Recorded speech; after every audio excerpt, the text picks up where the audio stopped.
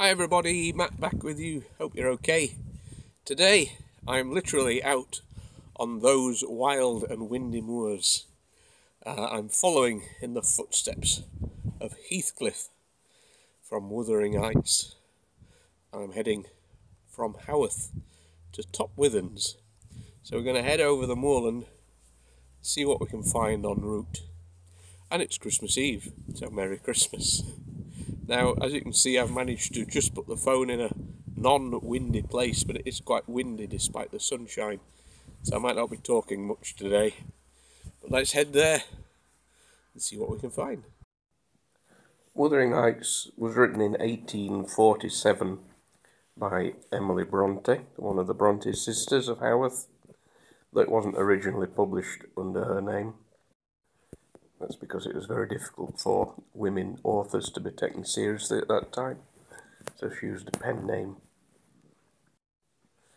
There's been many stage productions of Wuthering Heights, and at least a dozen films in recent times. Various people have played Heathcliff, such as Laurence Olivier, Tom Hardy, Ralph Fiennes, and Cliff Richard. And let's not forget, of course, the song Wuthering Heights that launched Kate Bush's career in the 1970s. I think she's taken inspiration from my outfits, or vice versa.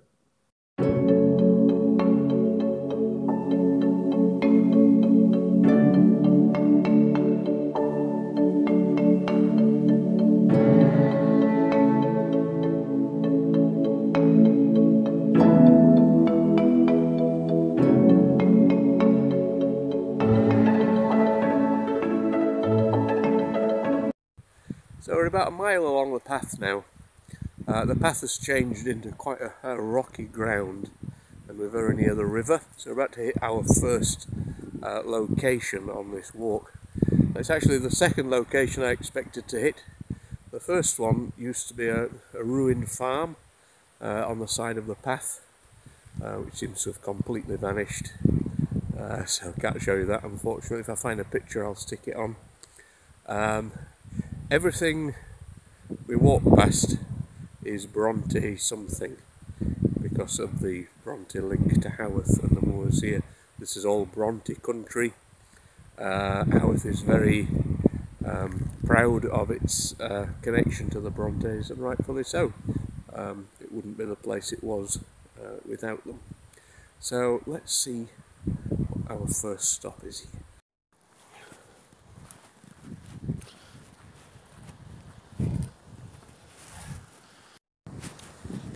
So location one is just round here, and this is known as the Bronte waterfall. On this rock here it says C. Bronte, which I presume is supposed to be Charlotte Bronte. I would take that with a pinch of salt, whether it's actually carved by her. Probably not.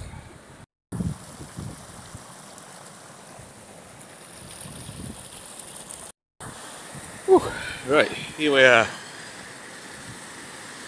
Bronte waterfalls. That's perhaps a bit more like Bronte Cascade. Very beautiful though.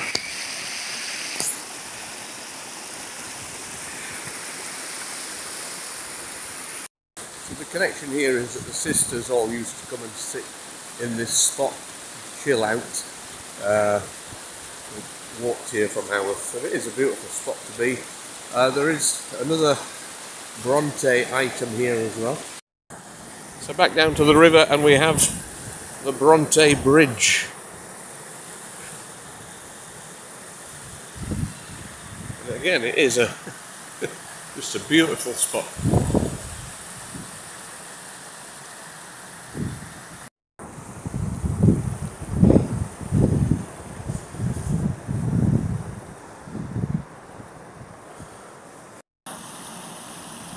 So this stone says Bronte Bridge destroyed by flash flood, May 89, rebuilt March 90. so it looks a bit newer perhaps than you'd expect. Okay, so now we start the next journey up the hill to the home of Heathcliff.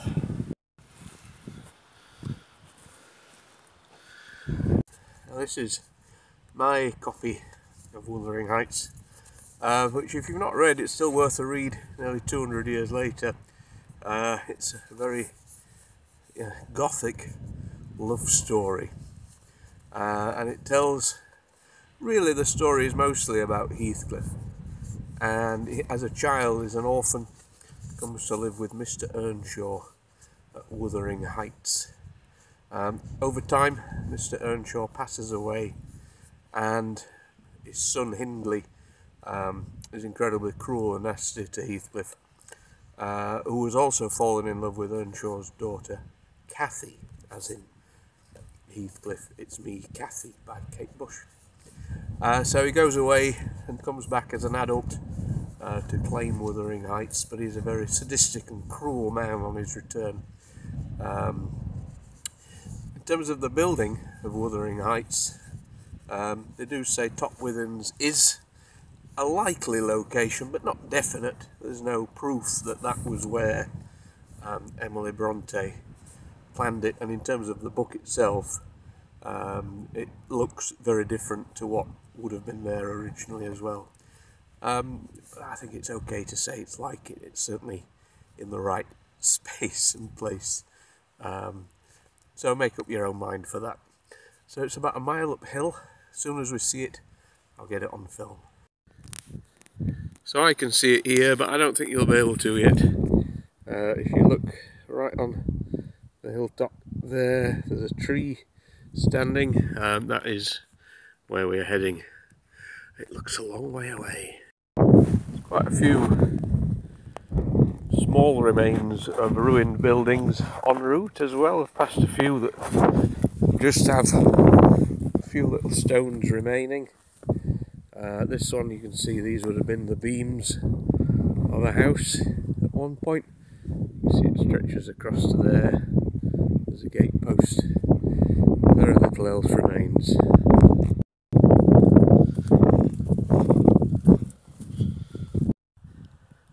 So you should certainly be able to make out Top Withens right on top of the hill now.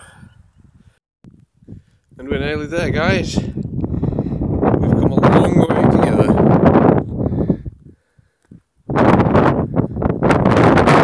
This is an interesting sign because, as you can see, some of the signs are in, I hope I'm right in saying Japanese. I apologise if I'm wrong.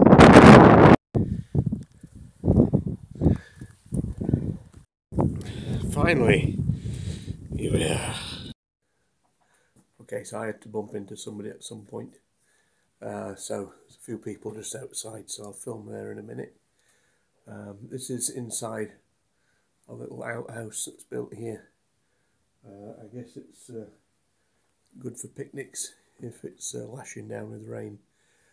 So this is what Top Withens used to look like. So this is it when it was complete and with a roof, but with that ever-present tree. By this point, I think it's become a ruin.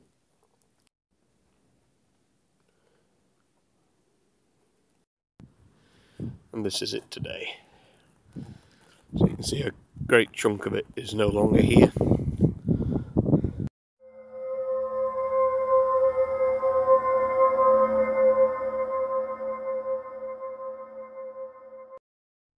Right, let's have a look inside. We start with a sign here, Top Withens. This farmhouse has been associated with Wuthering Heights, the Earnshaw home. As I said earlier, the buildings, when complete, bore no resemblance to the house she described. The situation may have been in her mind when she wrote of the moorland setting of the heights.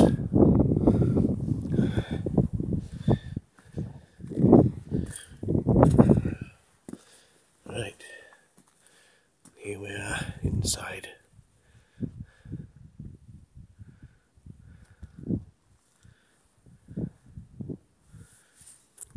There's a notice board here all about top Withens.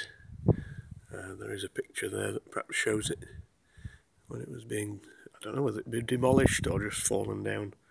There's part of the roof left.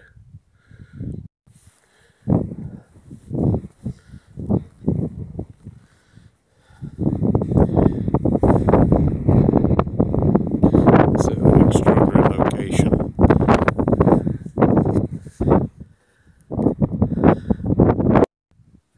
What they have had to do is, every so often, is cement things into place to stop people taking home mementos.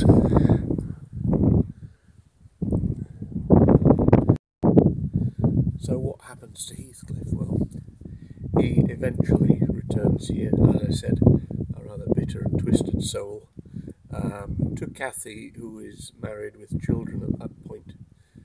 When he finally worms his way back into their life, he puts them to a kind of psychological and physical torture, and eventually Cathy dies, and Heathcliff is perhaps quite ashamed of his actions, and he dies in this house too. It's not explicitly a suicide, but I think it's suggested, and it's said that he wants to be buried next to Cathy at the end.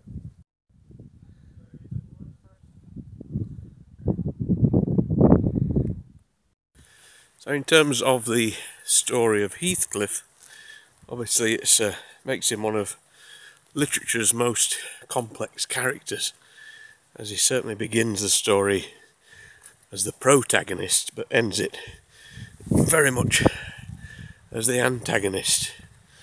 Yet other people will tell you things differently. They will go, no, he's definitely the dashing hero of the piece. So you have to make up your own mind on that. Maybe Cliff put it best. In case he falters, should betray by whom or what possessed. These are the facts of the matter. These are the names in the case. This is the story, the passion, the